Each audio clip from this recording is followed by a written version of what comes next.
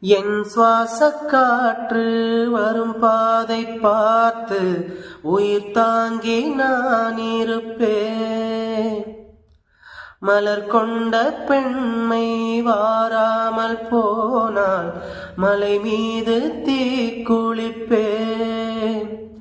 என் உயிர் போனாலும் துயரில்லை கண்ணே, அதற்காகவா பாடினேன்.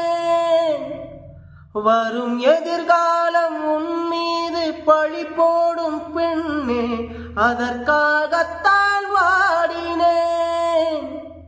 முதலா முடிவா அதை உன் கையில் கொடுத்து விட்டேன். உயிரே உயிரே வந்து என்னோடு கலந்து விடு.